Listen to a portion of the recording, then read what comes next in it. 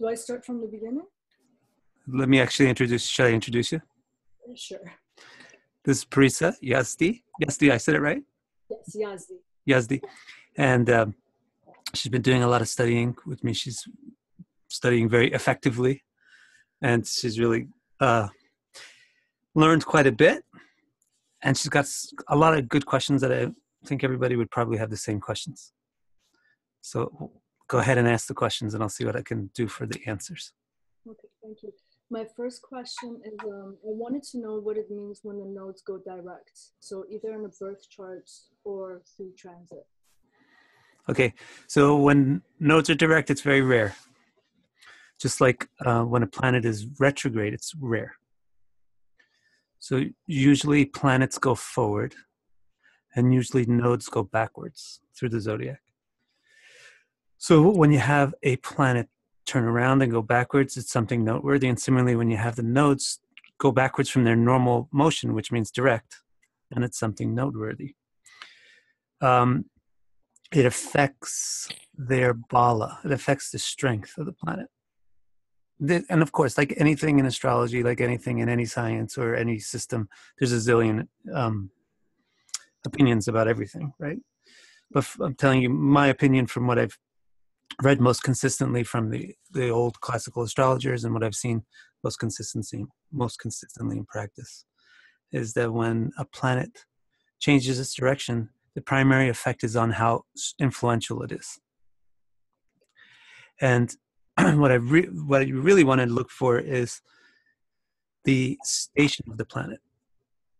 You know what station means? So station is when the speed of them reduces and they're stopping before they either go retrograde or direct. Yeah, like we say stationary, right? So when a planet becomes stationary, it stations, it stands still. And like you said, it's in between moving one direction and the other. When a planet gets there, it's going to sit in one spot for a long time. So it's going to have a tremendous influence on that one spot. So when nodes station, when nodes station, they become really, really prominent. When they go direct, they become more prominent. They draw your attention more, right? Interpretively, they draw your attention more. And what I've noticed specifically with direct nodes is that they lose their difficulty. In most of the charts I've seen with direct nodes, they become more of a signifier of blessings instead of chaoses and things. So that's one of the ways of interpreting planets that are moving opposite of their normal direction is you give them kind of opposite slants. That's why there's one opinion out there that if a benefic goes retrograde, then you have to treat it like a malefic. If a malefic goes retrograde, you treat it like a benefic. Because they're moving the opposite direction than they usually do. But I wouldn't go that far. You know, I think that's just an indication of this principle that when things go backwards, they start to not do what they normally do. Make sense?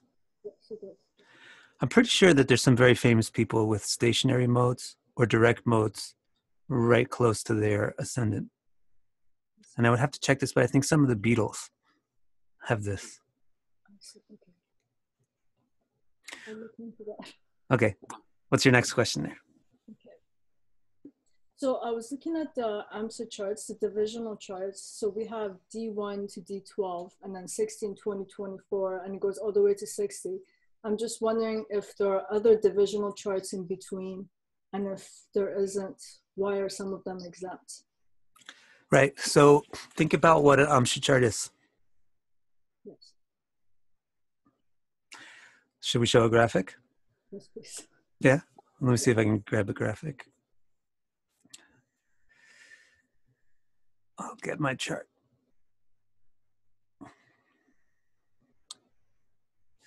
It's always helpful to know what these things are literally before you start to think about what they are symbolically, you know?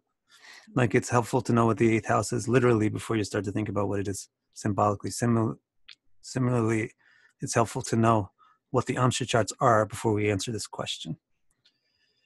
So let's look at this.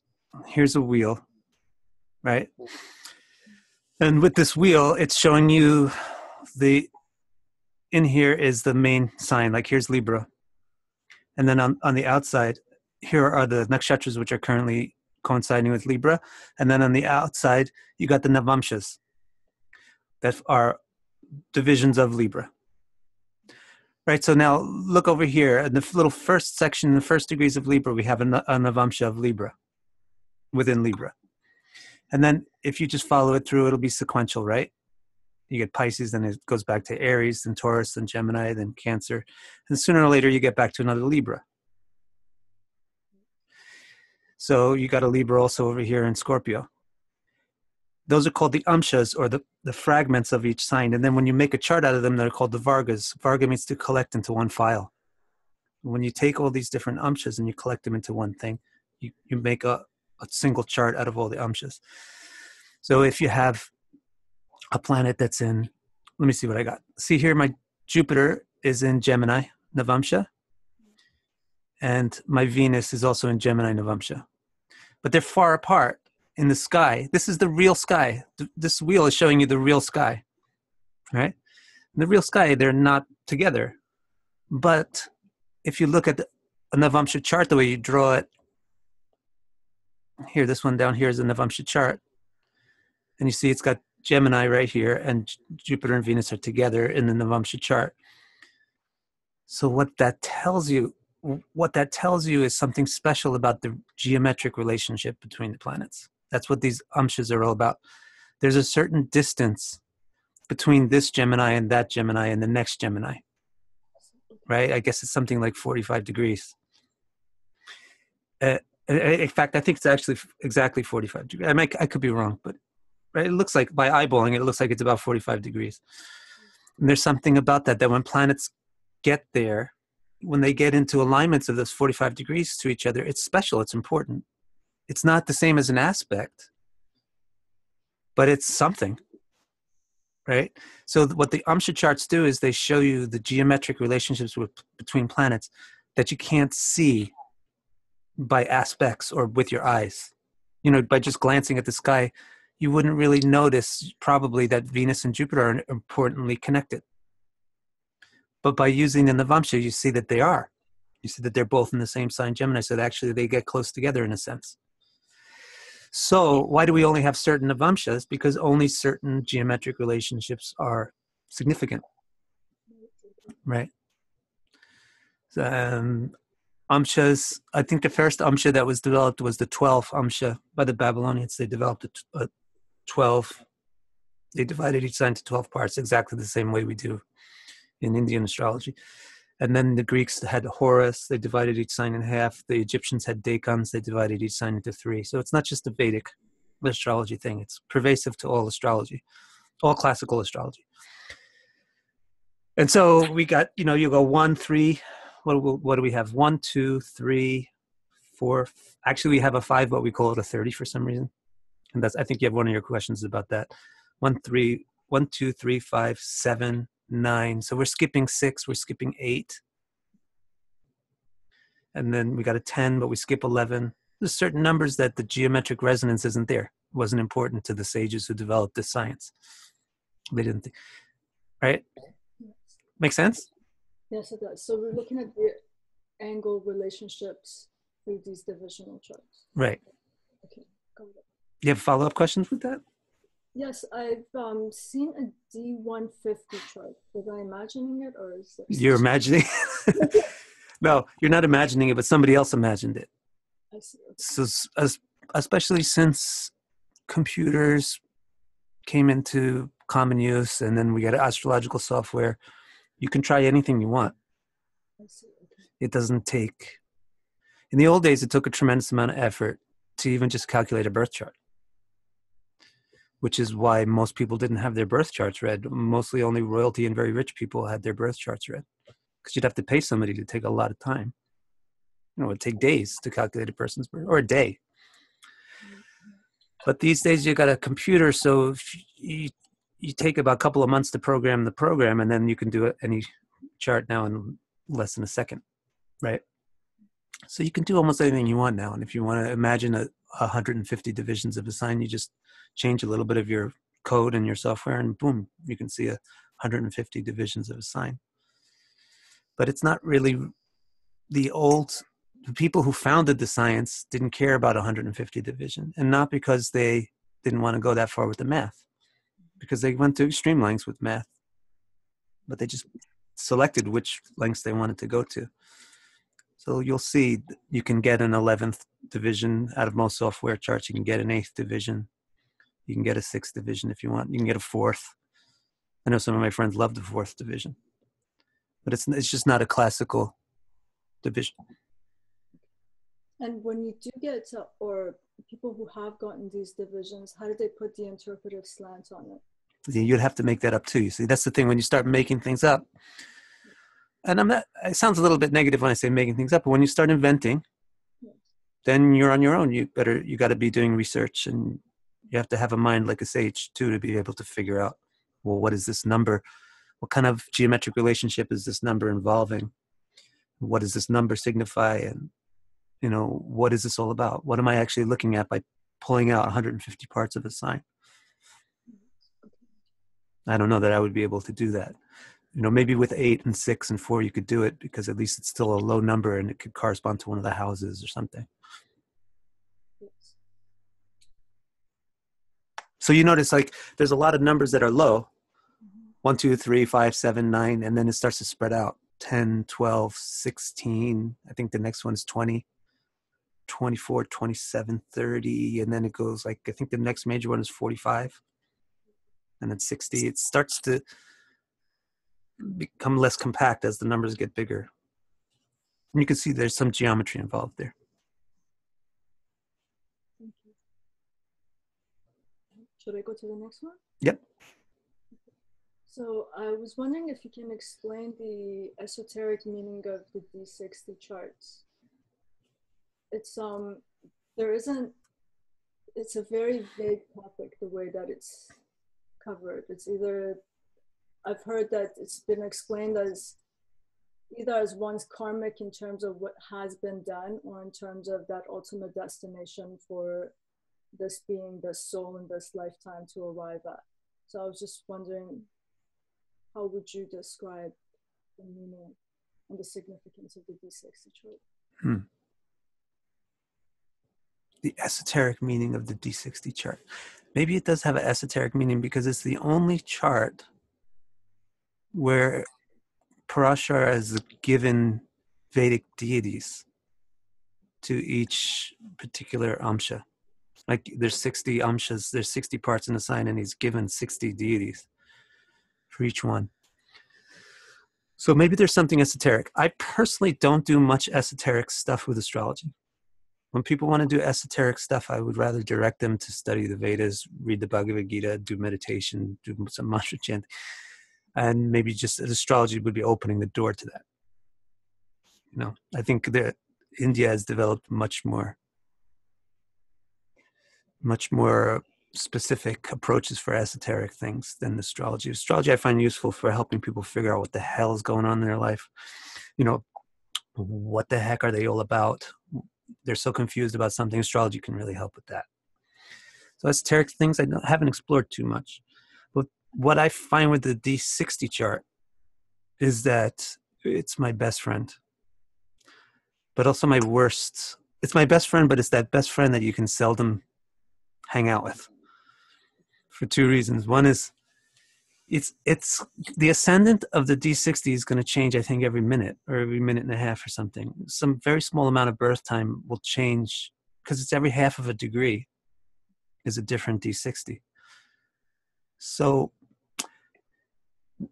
it's my best friend for rectifying birth times, therefore, right? You look at the D60 and it's got to match the person. If it doesn't, it's not the right birth time by a couple of minutes, by a minute or two. It's the easiest way to rectify a birth time is to go down into those really small Aṁśas. And what the D60 does is, it's like, when you point a camera at something and you kind of see it, and then you just turn that focus wheel a bit, and then all of a sudden it becomes crystal clear.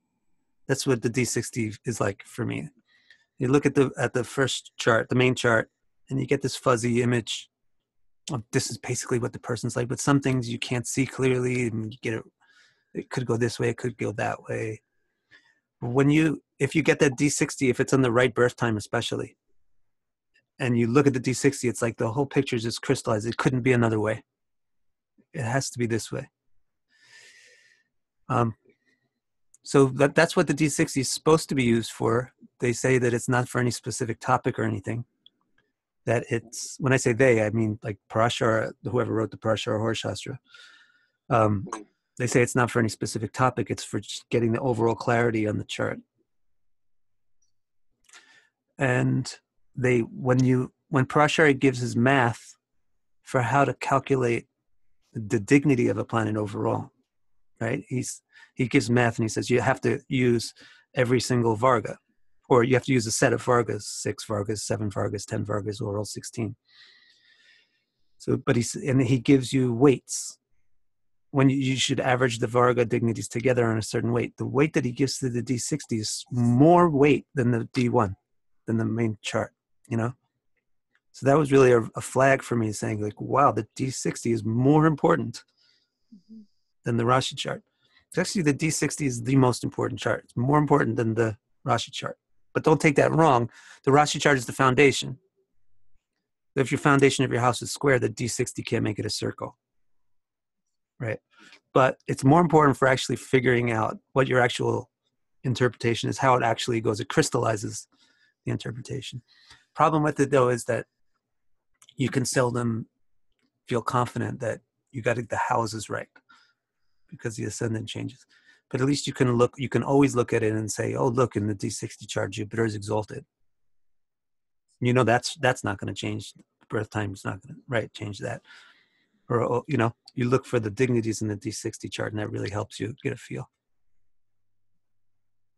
It's just to get that greater sense of clarity about what's being interpreted in the main. Yeah. So you really, you know, you work out your fundamentals from the first chart, the main birth chart. Certainly, you don't work them out from a divisional chart. Never do that. Right? Divisional charts are facets of the main chart. So you never read them like independently from the main chart. You work out everything from the main chart, but then you look in divisional charts to get more clarity, usually on a specific area. But with the high charts like D60, I think D45 also, and D45 also, it's not looking at a specific area. It's just giving you another whole clarity on this chart, another notching up the focus. Make sense? Yes, it does. Thank you. So, okay, so the next question, I wanted to know what makes the D9 chart, the Navamsa charts, the third most significant chart, but I guess not the third because you just said D6 is just as significant after the natal chart. And from my understanding is an important divisional chart for marriage. And I wanted to know if marriage is not a significant thing in a person's life, what is the D9 used for? Yeah, I'm curious, how did you arrive? I probably told you this. You're probably going to say, you told me that. But I'm just curious, how did you arrive at the particular number that it's the third most important chart?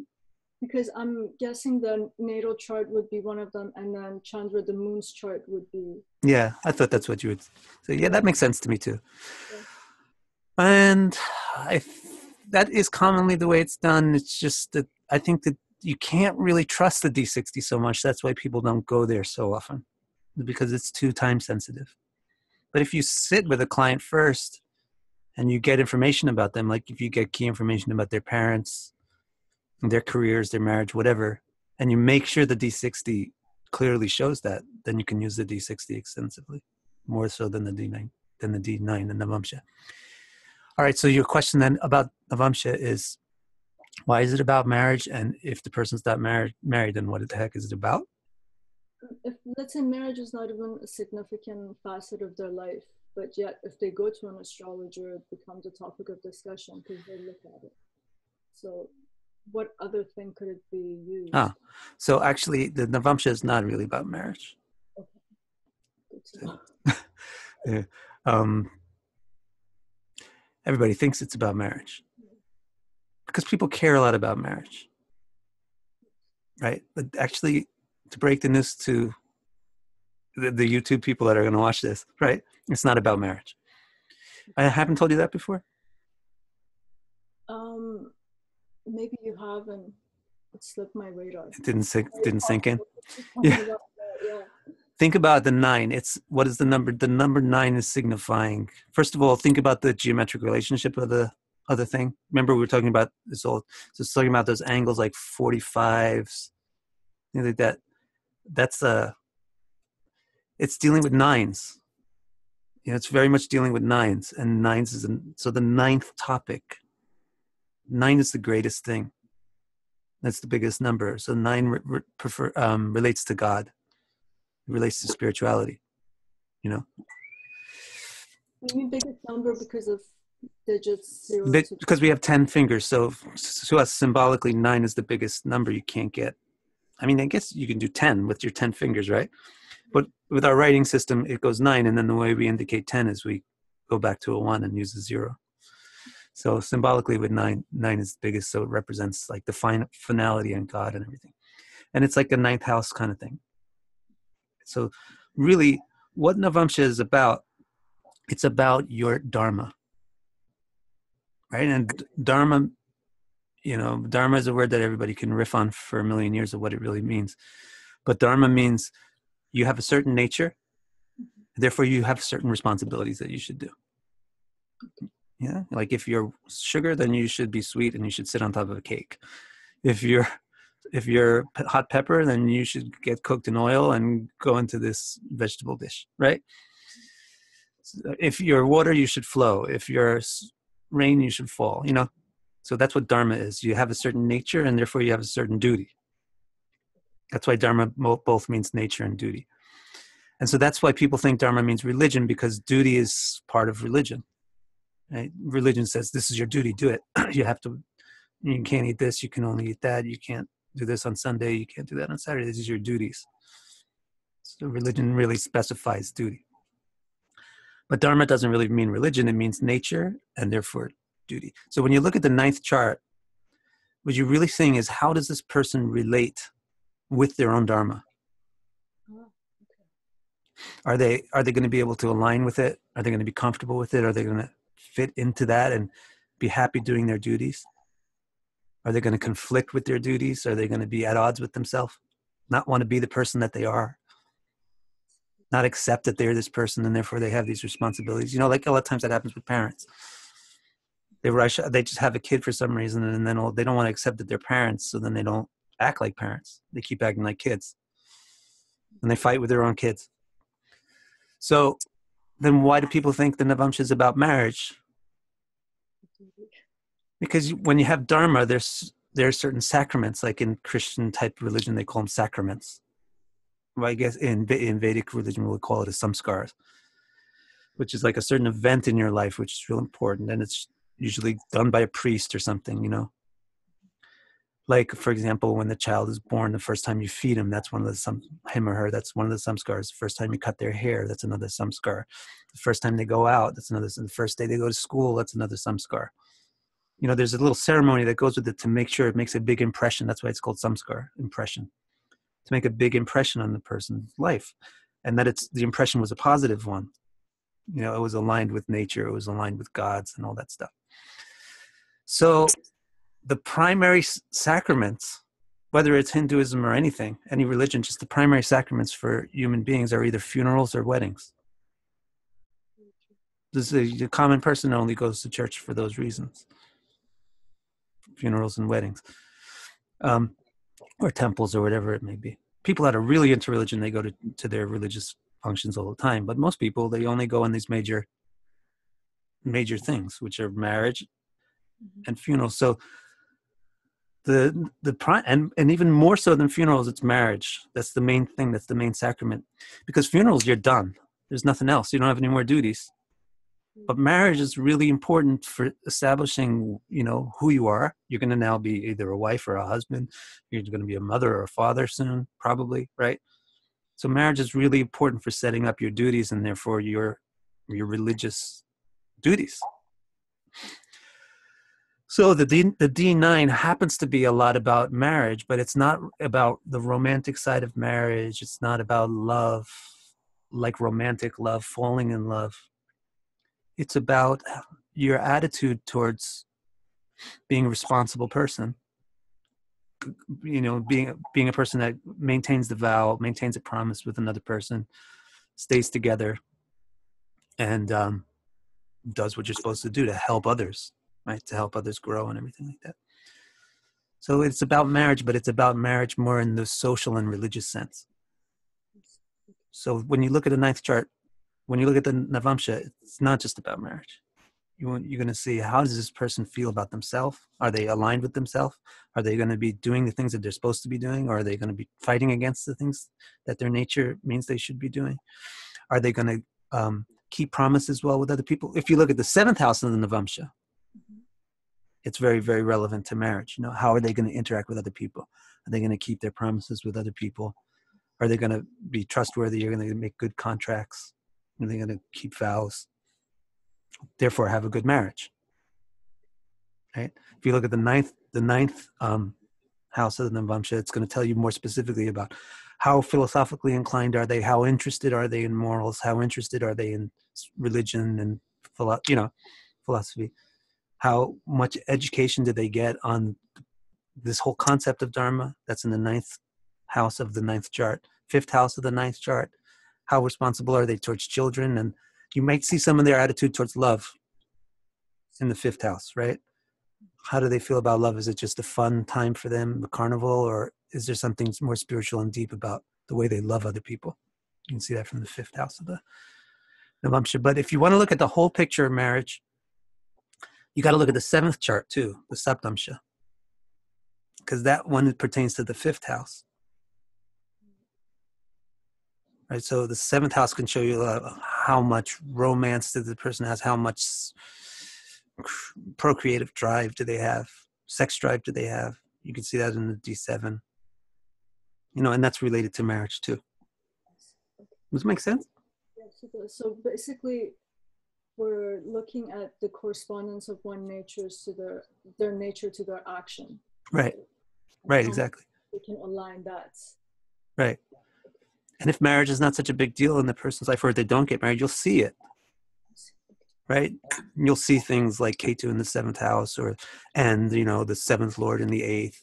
You got to see a lot of things too. Like, in the main chart, you'll see something like, well, the person has the 12th lord in the seventh house. Does it mean they're not going to get married? Maybe, because it's the lord of loss, right? In the house of marriage. But then look at the ninth chart. The ninth chart has like Venus in Taurus in the seventh house. Then no, that 12th lord in the seventh house doesn't mean they're not going to get married. They're going to marry a foreigner, or they're going to marry somebody very spiritual, or marry somebody very wealthy or something, right? Because the 12th has to do with finance. But if you look in the ninth chart too, and you see, oh yeah, the seventh house has Saturn in it, and that Saturn is again the 12th lord, or the Saturn is the eighth lord, or the seventh lord has gone someplace and is or conjunct with a planet like Mars or K2, then you get your confirmation, right? Just like when you go to a court, the judge doesn't make a decision based on one witness. The judge calls multiple witnesses. So, you get your first witness, your primary witness. When you're reading a chart, your primary witness is the main Rashi chart, right? The D1.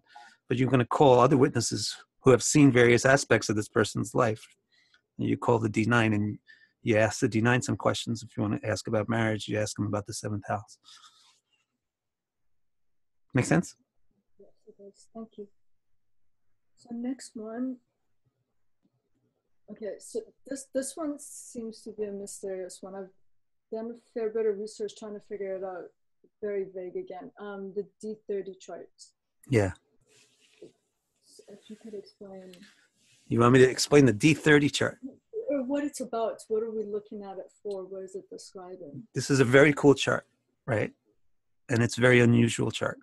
And this is another one that has roots that aren't. Some of these charts, the divisional charts, are very Indian in their roots, like the D9. We don't have any record of it coming from anywhere else. The first record we have of a D9 is India, as far as I know. But D12, for example, we have records of it from Babylon, or D3 is from Egypt and stuff like that. D2 is from Greece. This one, D30, the Trim Shamsa, for some reason it's called the 30th part. We have records of this from everywhere. Babylonia and Hellenistic astrology, they used this chart. They called it bounds. Can you say that again? The bounds, the boundaries, the limitations. Okay. Meaning, this is the constrictions that are placed upon the person. And cognate to that, you may still see a link to that old word, because another word for a D30 chart in India is Bhamsa. And it may not be a meaningful word. It may just be like Indianization of the word pounds.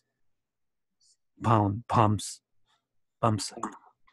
So anyway, what this chart is showing is the constrictions that are placed upon you, the boundaries that you're facing. And it's a very unusual chart too. It's not calculated in the same way as other charts, other divisionals. Most divisionals are like you divide it up, divide a sign into equal parts, and then you just assign a sequence of signs to those divisions. Like, just to keep people's attention alive. Like this, So you just divide Libra into 9 equal parts, and you just start with Libra, and boom, you just give a sequence, and there's your Navamshas. Real simple. But Bhamsa is not like that at all. First thing that's unusual about a Bhamsa is it's not equal divisions. They're unequal divisions. The first division is like 5 degrees. The next one is like 6. The next one is 8. The next one is 4. What determines this unevenness? Whoever made it up. Look, centuries and centuries ago. This is a very old chart. It's more than 2,000 years old of calculating a chart this way. Some people made it up for this reason. Some of the reasons get forgotten. I don't know why the first one is this many degrees and the second one is that many degrees. And they're not assigned to signs either. They're assigned to planets. Much like the Hora actually isn't assigned to signs. The Hora is assigned to the sun and moon. The Bhamsa, and why it's called the D30 is unknown to me, because there's actually going to be 5 divisions. So sometimes I just call it a D5. That's why when I was listing the numbers for you, I said 1, 2, 3, 5, 7. And they're just going to use the 5 real planets: Mercury, Venus, Mars, Saturn, and Jupiter. They get to own different Bhamsas. Actually, you should double check that. I should double check that. Let me see something. It might only be the malefics. This is also the computer age. Once you program something, you don't have to do it again, so you forget about what it was. Mm-hmm. Let me look this up. I think it should be the 5 real planets. Yeah, it's the 5 real planets. All right. So, but basically what you use the Bhamsa for, or the D30 for, is problems. And it's especially useful for health problems. If you suspect that somebody might have a health problem because of something in their main chart, go look at this D30, so-called D30. Go look at the Bhamsa chart.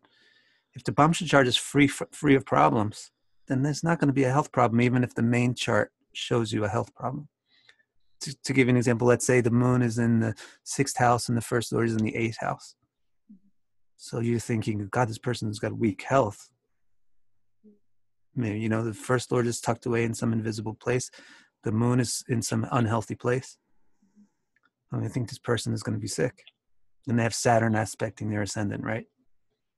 So you look at the Bhamsa, and all the planets are unhappy, right? There's nobody debilitated. So now you're going to say, how can they be debilitated? So what you just do is you just Jupiter's Bhamsa would be either Pisces or Sagittarius, depending on whether it's a Bhamsa of an odd sign or an even sign. If it's a female sign, then it would be Pisces. If it's a male sign, then it would be Sagittarius. And then you can determine the dignity of the planet that's in Jupiter's Bhamsa.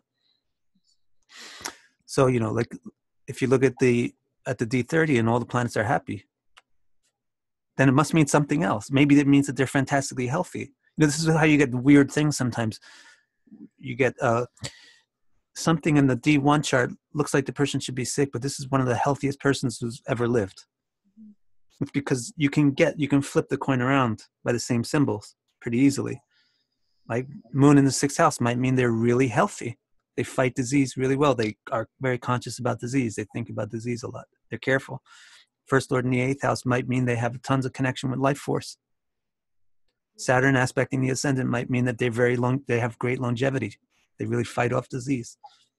Wouldn't be the first interpretation that comes to your mind, but if you see all that and then you look at the D30 chart and you see that everything is good in the D30 chart, then you shouldn't say, well, these indications indicate ill health. They should indicate good health. But on the other hand, if you see a planet in this Bhamsa chart that's bad off, like let's say Jupiter is debilitated in the Bhamsa chart, then you should say, oh, okay, there is a health problem and it probably has to do with Jupiter things.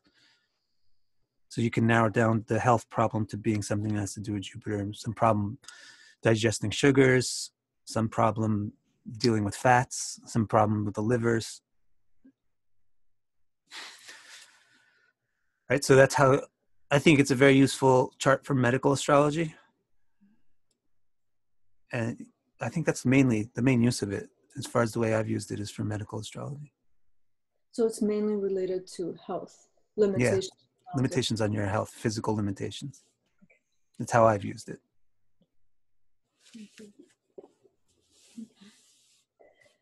So should I go to the next one? Yeah, if you're happy with that one. Yes. So let's say someone has a exalted planet, let's say a Venus in Pisces, exalted in the birth charts. And then suddenly we look at, let's say specifically the D9 charts, and it's debilitated. How would you interpret this exaltation point all of a sudden to debilitation points? You lost me on the last part of the question. How would I interpret this exaltation point in juxtaposition to the debilitation point? Yeah. So in other words, Venus is exalted on one hand and it's debilitated on the other hand. So what are you talking about? Right. So the way I do that is, I think you've seen this. I'll show you this. Where did we go? Here we are. Wait. Let me get this back and then show you this. Can you see this? You see the wheel again? Yes, clearly. All right, so you see this table of Varga dignities? Yes. That's very useful for this purpose. Like, let's take Venus. Since you mentioned Venus, this person who I don't know who this person is, somebody named Vic DeCara. This person has Venus debilitated in the main chart. And you can see it's also debilitated in the 16th chart. See, you go down this row. But in the 12th chart, Venus is just is exalted. In the 5th chart, Venus is exalted. And then Venus is doing pretty darn good in Mul Trikona in the 10th chart. And pretty darn good most other places, right? 9th chart, it's got 80%. And then it's neutral in the rest of the charts. So what you do is, the main chart shows you the face value. It's like the first thing that you come to mind. Okay, the person has Venus debilitated. What does it mean? Well, you have to, whatever your interpretation is of Venus debilitated. For me, my interpretation of Venus debilitated, the one that I've seen to be the most useful most of the times, is very simple. About very simple, just simple. The Spartan doesn't require a lot of comforts. Doesn't get a lot of comfort. Venus by itself just means doesn't get a lot of comforts. Doesn't get a lot of luxuries, doesn't get a lot of comforts, doesn't get a lot of money. But if the dignity overall is good, this is why you want to look at the overall dignity, right? If the dignity of Venus overall is good, then it means doesn't need a lot of comforts, doesn't need a lot of money, doesn't need a lot of fancy stuff. If the dignity of Venus overall is bad, then it means it doesn't get a lot of money and suffers because of that. See what I'm saying? Venus is debilitated in the first chart, so the person is not very fancy. But if Venus is a good overall dignity, they're not very fancy. That's a great thing. They're so simple in a good way. They can sleep in a sleeping bag and they're not going to complain and it's not going to drive them nuts. Or they can sleep on a bed and that'll be nice too. But they're able to do austerities. They're able to do live simply and Spartanly if they have a debilitated Venus which has a good overall dignity. You can't see the overall dignity here, but that's what a thing like this is for. Like my Venus is a 53% overall dignity, so it's a little bit above normal. So it's not like a fully debilitated Venus, right? The overall dignity of Venus is not debilitated, but she's debilitated in some aspects. In 16, which is about your comforts and your property, and in the main chart overall. So simple love life. Love life is simple, right? Simple romances, simple love life, simple wealth, simple living. But okay. And then what you do when you see something unusual, like unusually high or unusually low in one of the Vargas, then interpret it specific to that Varga, like we did with 16. 16 is like a fourth house. That's why some people say, well, I want a D4 because I want something that gives me more insight into the fourth house. Well, that's what D16 is for. D16 gives you more insight into the fourth house. So fourth house is about your home, your property, right? So I have pretty bad karma with homes. I lived in a home that was full of mold just now. I had to emergency leave that one. I had the foreclosure on another home when the whole economy thing went down the tubes in America in the 2000s. So, yet I don't live in a slum, right? Because my overall dignity of Venus is good. I live in nice enough places, more than nice enough places usually. But then I always have these little pinches where it's not my place or something. I'm just renting it, or all of a sudden there's full of mold or something, or all of a sudden I can't pay for it anymore because the economy of the country went bad. So that's what you get with a planet that's either has a unusually good or bad dignity in one of the Vargas. Then it will strongly affect only the subject of that Varga. So a debilitated Venus in the D16 doesn't mean that the person isn't beautiful, let's say. Mm-hmm. But it might mean that they have it might mean they're very needy. They need a lot of love. And it may mean that they have a bad time with property. They lose a lot of property. They don't make a lot of wealth, like tangible material wealth. Well, then I have in the fifth chart, which we were just talking about before, the Bhamsa, I have Venus exalted in Pisces. Right? So I'm going to have no problems health-wise with anything related to Venus. Or physically speaking, Venus will be good. You can indulge in sugar. I can indulge in sour, actually. Venus is sour. Okay, yeah, sour. Jupiter is sugar. So like that, you could see that the ninth chart has a good Venus. It's good, right? So in my chart, Venus is ninth house debilitated. So you might think, well, this person is really against religion. It's got a debilitated planet in the ninth house. But in the ninth chart, Venus is in a good shape. So she's not attacking that part of the ninth house. She's not debilitating that part of the ninth house, the philosophical part of it. You see? Does it make sense?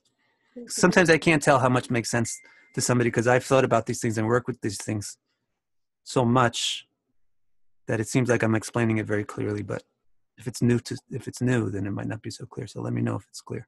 No, it is clear, yes. And with the D10 chart, when it comes to your presentation with your work, it's very Venetian-like. Ah, thanks. People say that I do things that look nice, right? Very much. Yes. Yeah. No, I understand what you're saying. So, I mean, actually speaking, I think nobody would probably guess that I have a debilitated Venus, right? But part of the reasons for that is that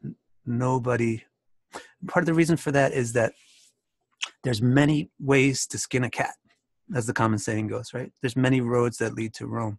To get the results that Venus provides, you can get them even without Venus. Like you can get them from Chitra Nakshatra.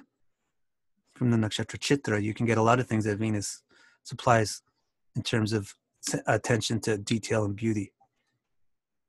So one problem is people will just too much stereotype that this result only comes from Venus and that result, right? You can get love from Rohini and Anuradha nakshatras, even if your Venus is out of the picture. There's other places to get it from. All right, you have more questions? in regards to this, no, but there are many other questions. All right, let's go on to the next one. Okay, so this is another thing that I've come across often. We've discussed that moon is related to money, but I've also heard money and mass consciousness. I wanted to know, I mean, just thinking about it for just a moment, it doesn't feel like it would be about money or mass consciousness because it belongs to the private sphere of life. I just wanted to know your thoughts on that. A lot of times you got to make people define what they're saying. And if you don't have the person in front of you, you can't. Like they just write an article or say something on the video or write a book. You can't really say, well, what the hell do you mean mass consciousness? What does that phrase mean? Right? Either they don't know what they're saying. A lot of times people just use words because it sounds cool. Or they know what they're saying, but they haven't realized that the person reading the word doesn't quite know what they're saying, so they should have explained it. Mass consciousness, as far as I can see, it must just mean that because moon is the mind. So minds are all connected. Mind doesn't have a physical location. It's beyond, mind is beyond space. Space is contained inside of the mind. So mind isn't limited to any particular point in space. So your mind and my mind, they're not physically distant. The only differentiation between the mind element that you use and the mind element that I use is that one of it is just you're using one and I'm using the other, but they're actually contiguous. They're not disconnected, physically disconnected. The mind element is just one indivisible thing. So people who can go into the mind deeply, like people who meditate very successfully, they can sometimes go into other people's minds. They can read other people's minds. People who are just deep or more thoughtful also, they'll go into other people's minds. I have an English student. She doesn't know anything about my astrology or my meditation or anything like that. I'm just her English teacher. But sometimes the other day I saw her and I said, "What's wrong? What's wrong? You're sad." She said, No, I'm not sad. In Japanese people, they don't tell you what's inside. So no, I'm not sad. Everything's fine. 15 minutes later, I said, "No, you're sad. What's wrong?" No, I'm fine. Why do you think I'm sad? I said, "Because I can see, I can see how you feel." No, I'm fine. At the end of the class, finally, before I stood up, I said, "Now, you're sad. Now, what's the matter?" She said, "How do you know that I'm sad?" No. Yes. It's just because when you spend a lot of time doing meditation and things, you get tuned onto a mind level, and it's not a physical thing. You're actually connected with other people. Like you're adjacent. Your minds are already adjacent. So that might be what the people mean when they say mass consciousness, because mind itself is like a bridge between people. This way you can send messages back and forth between people, like all the flirting and things that goes on between people. It's all like sending messages on that mental level, right? There's a lot of nothing physical is going on. There's just like energy going back and forth. That's that mental, because those minds are already connected, they can interact, right? Or sometimes a mother will sense that the child is in danger. It's like in Star Wars, the Force, Han Solo dies and Princess Leia starts feeling it, but that's because the minds are all connected. So maybe that's what they mean.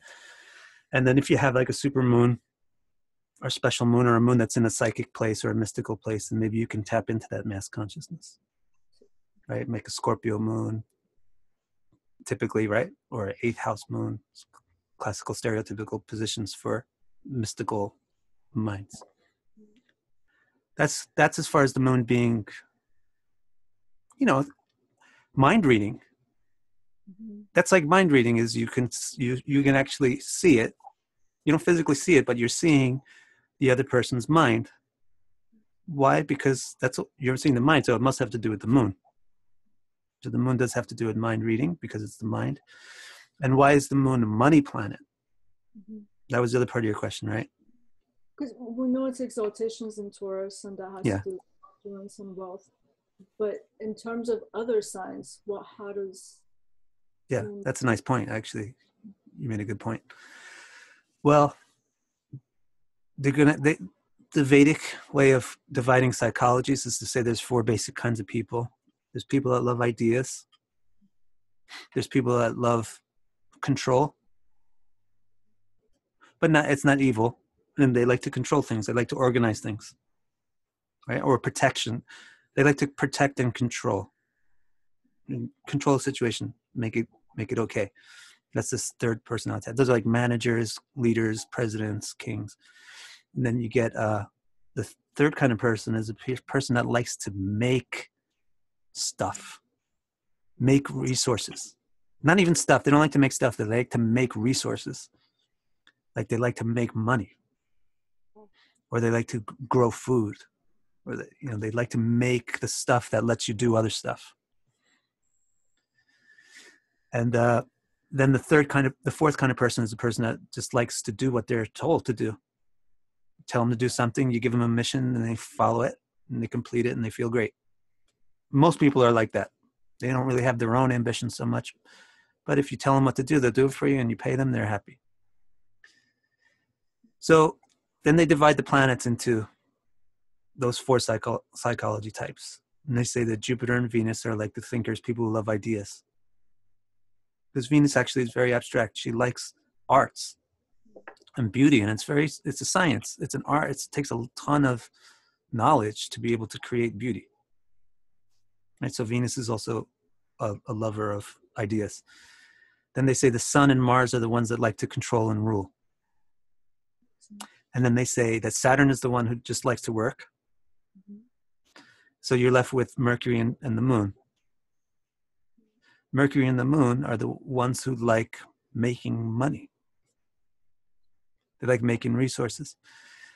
Now, you could see it with Mercury very easy because Mercury is all about exchange. Likes to trade things, buying and selling. It just likes to sell and buy just for the sake of buying and selling. So people that are buying Bitcoin right now and then selling it and buying it, they're just so thrilled. Their Mercury is just so delighted. Yes. They're just making money by buying something and then selling it again.